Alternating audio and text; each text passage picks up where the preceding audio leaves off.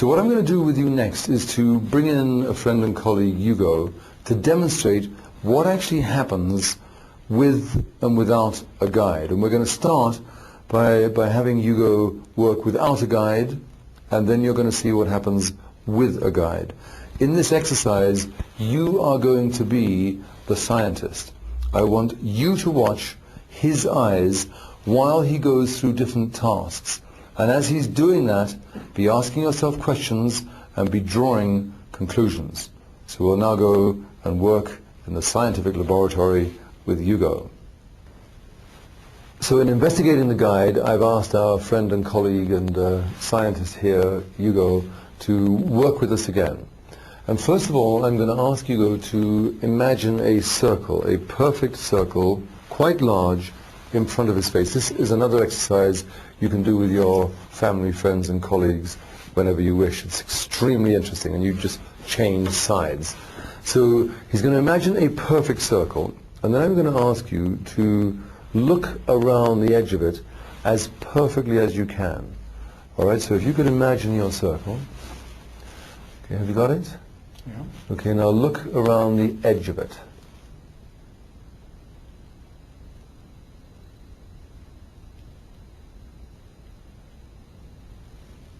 Okay, how did that feel? Like rough. So rough around the edges. And it was interesting, wasn't it? You will have observed that Hugo's eyes went ding dong ding ding ding ding dong ding dong. Jumping. Exactly. Jumping from bit to bit and going around. Why would they do that?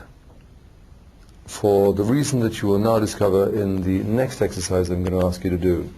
And here what I'm going to do is I'm going to use a pen, a guide, to create the circle, and I'm going to ask you, Hugo, to watch the tip of this guide as I guide it around. Just focus on the tip. And again, when you are doing this exercise with other people, focus on the tip. But you now focus on the screen and watch what Hugo's eyes do with this guide.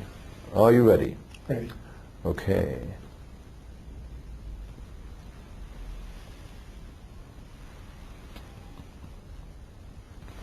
How was that? Different.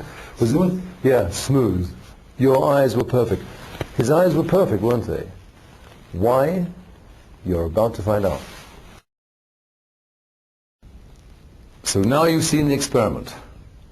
What are your conclusions about the results? They have to be, don't they, that the eyes work better with a guide, which they do because we are designed to follow motion. In the wild, natural situation in which we were for so many tens and hundreds of thousands of years, motion was what was important.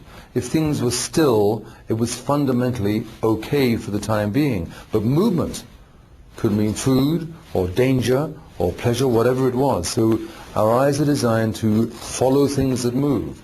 In the same way as when we were in that car and train wanting to see that particular sign, we had to move our eyes to hold it, being guided literally by the sign. And just to show how amazing your brain and body and eye system are, we still don't really understand how your brain can do that. How can you just pick out something and immediately follow it at exactly the speed you need to go? That's your eye-brain system and the miracle of what it really is. But we now know then that the guide is important. So when you are reading, the guide is a yes, exclamation mark.